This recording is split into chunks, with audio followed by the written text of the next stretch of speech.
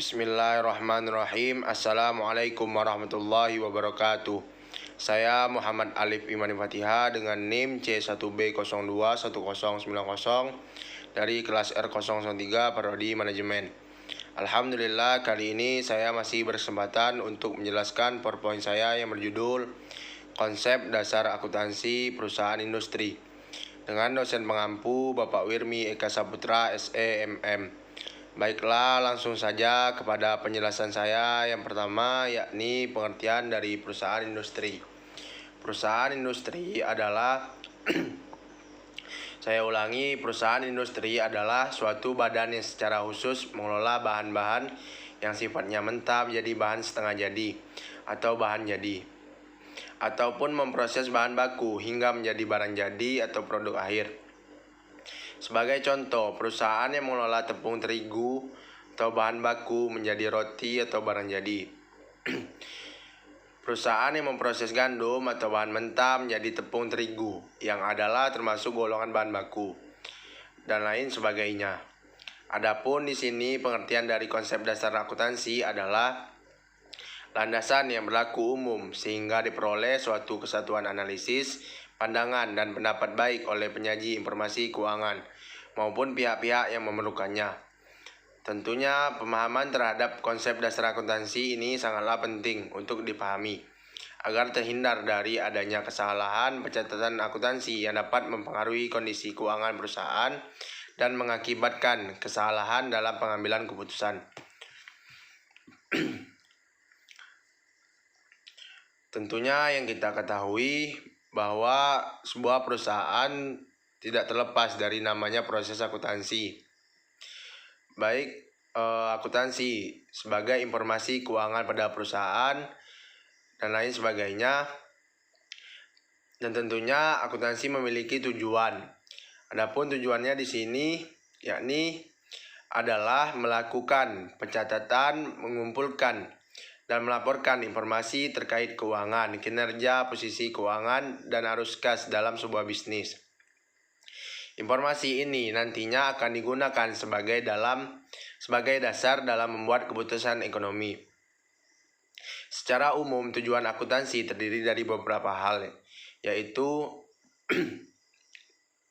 saya ulangi, secara umum tujuan akuntansi terdiri dari beberapa hal, yaitu memberikan informasi mengenai keuangan baik itu aktiva maupun pasiva perusahaan, menyediakan informasi mengenai perubahan pada berbagai sumber ekonomi atau neto perusahaan, memberikan informasi keuangan perusahaan yang dapat membantu dalam pembuatan estimasi potensi keuntungan perusahaan, memberikan informasi mengenai perubahan pada berbagai sumber ekonomi perusahaan baik itu aset, hutang, serta modal.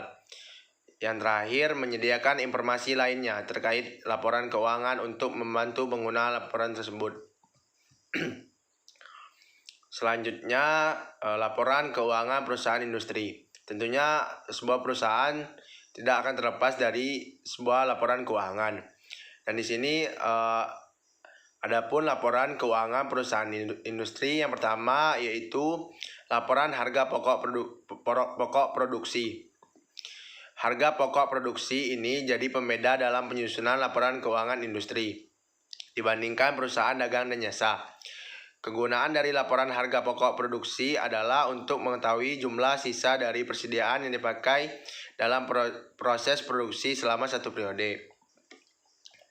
Pada dasarnya, HPP ini dibuat untuk menetapkan harga awal produksi pada barang jadi yang sudah dibuat yang akan berpengaruh terhadap nilai jualnya.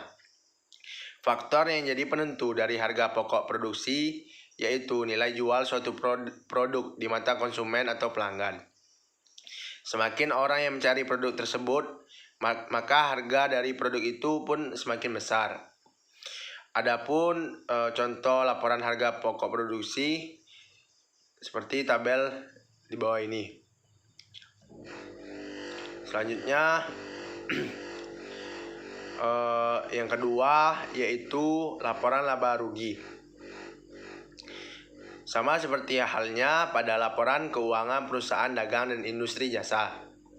Laporan laba rugi ini disusun untuk mengetahui kondisi finansial dari perusahaan, berdasarkan produk yang dijual dan pengeluaran yang ada. Isi dari laporannya terdapat nilai pendapatan dan pengeluaran beban yang selisihnya menunjukkan nilai laba atau rugi perusahaan tersebut selama periode tertentu. Adapun contohnya seperti tabel ini. Selanjutnya yang ketiga yaitu laporan neraca. Laporan neraca dari perusahaan industri, di dalamnya terdapat komponen aktiva dan pasiva. Aktiva adalah sumber pendapatan utama perusahaan yang terdapat semua aset perusahaan, seperti kas, persediaan, piutang, dan sebagainya. Sementara itu pasiva adalah hutang dan modal yang perusahaan miliki. Dan laporan neraca pada perusahaan industri kurang lebih isinya sama seperti perusahaan dagang dan juga perusahaan jasa. Adapun contoh laporan neraca seperti tabel di bawah ini. Dan selanjutnya yang keempat yaitu laporan perubahan modal. Laporan perubahan modal ini adalah yang isinya menyajikan informasi modal awal, terjadinya perubahan modal, dividen yang dibagikan kepada para pemegang saham, dan hal-hal yang lain berkaitan dengan aktivitas perusahaan. Adapun contoh laporan perubahan modal tersebut seperti tabel ini. Selanjutnya yang terakhir, laporan arus kas. Laporan arus kas ini berisi mengenai kumpulan informasi berupa pendapatan kas, pembayaran kas, dan lain sebagainya dari 3 aktivitas utama perusahaan, yakni operasi, investasi, pendanaan pada satu periode tertentu. Tujuan dari adanya laporan arus kas ini yaitu untuk melihat informasi penerimaan dan pembayaran kas dalam satu periode tertentu. Selain itu, arus kas juga bermanfaat untuk menilai perusahaan apakah mampu menghasilkan arus kas bersih di masa depan. Namun dalam pembuatan laporannya ada 3 sumber utama yang harus digunakan, yaitu laporan laba rugi periode berjalan, neraca, dan data transaksi dari buku besar. Adapun contoh dari laporan arus kas tersebut seperti di bawah ini, seperti tabel di bawah ini. Baiklah, mungkin itu saja yang dapat saya sampaikan. Lebih kurangnya mohon maaf. Saya akhiri. Assalamualaikum warahmatullahi wabarakatuh.